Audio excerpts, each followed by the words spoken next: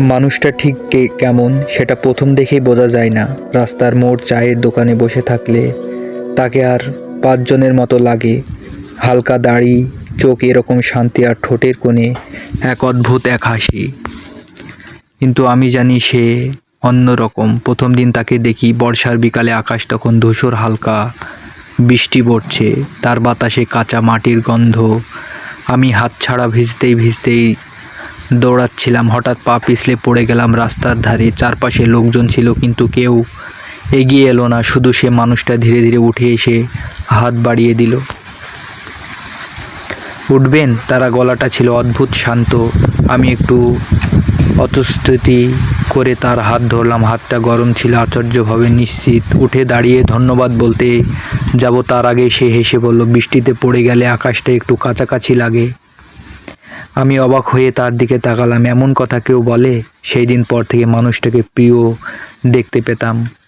কখনো বাহিরে দোকানের সামনে দাঁড়িয়ে পুরনো বাহিরের পাতায় উল্টাচ্ছে, কখনো নদীর ঘাটে বসে দূরে তাকিয়ে আছে। মনে হতো সে যেন কোথায় নেই, আবারও সবখানেই আছে। কিন্তু তার সবচেয়ে অদ্ভুত দিকটা আমি বুঝতে পারলাম একদিন সন্ধ্যাবেলায় চায়ের দোকানে বসে আমি চুপচাপ চা খাচ্ছিলাম। সে এসে পাশে বসে বলল, আপনি গল্প লিখতে, তাই না? আমি চমকে উঠলাম। কি করে বুঝলে? সে হালকা হাসলো। আপনার চোখে অনেক অজানা চরিত্র ঘোরা, যারা বাস্তবে নেই কিন্তু আপনার কাছে খুব সত্যি। আমি কিছু বলতে পারলাম না। সত্যিই তো আমি গল্প লিখি, কিন্তু কাউকে বলি না কখনো।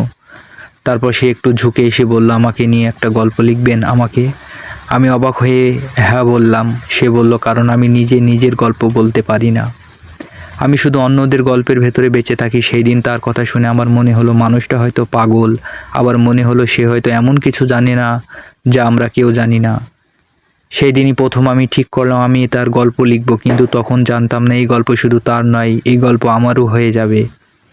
সেই দিনের পর থেকে আমি ও মানুষটার খোঁজ করতে শুরু করলাম, ইচ্ছা করে অকারণে, যে আমার দিনের একটা অংশ হয়ে উঠেছিল। পরিবারের দিন বিকালে আবারও গেলাম সেই চায়ের দোকানে। দোকানদারকে জিজ্ঞেস করলাম, ওই যে দাড়িওয়ালা ভদ্রলোক প্রায় এখানে বসেন, উনি কে? দোকানদার একটু ভেবে বলল, কখনো ভদ্রলোক এখানে তো অনেকেই আসে।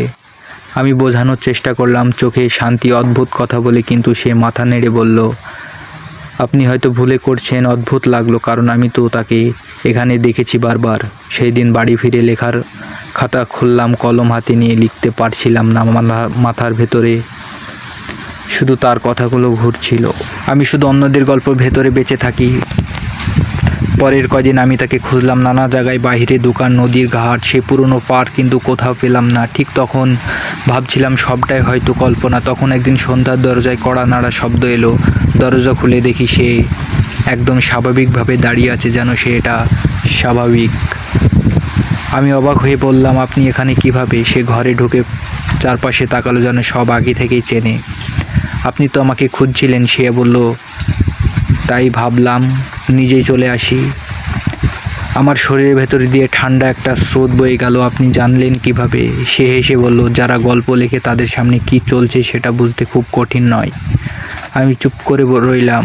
তারপর সে আমার টেবিলের ওপর রাখা খাতাটা তুলে নিল। পাতাগুলো উল্টাতে উল্টাতে হঠাৎ থেমে গেল। লিখছে না কেন? পারছি না। আমি স্বীকার করলাম, আপনাকে নিয়ে লিখতে গেলে মনে হয় আপনি সত্যি নেন। সে ধীরে ধীরে আমার দিকে তাকালো, চোখ দুটো এবার আগের চেয়ে গভীর লাগছিল। যদি আমি সত্যি না হই, সে বলল, তাহলে আপনি আমাকে দেখছেন কিভাবে? আমি উত্তর খুঁজে পেলাম না। সে খাতাটা বন্ধ করে আবারও হাত দিল। লিখলুন।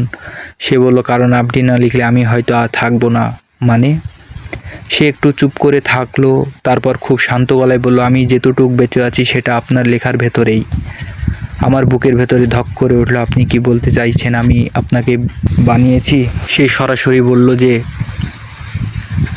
শুধু হালকা হেসে দরজার দিকে হাঁটতে লাগলো। দরজার কাছে গিয়ে থেমে বলল, পরের অংশটা লিখে ফেলুন, আমি আবারও আসবো। দরজা খুলে বাইরে বেরিয়ে গেল সে। আমি দৌড়ে গিয়ে বাইরে তাকালাম, কিন্তু কেউ নেই।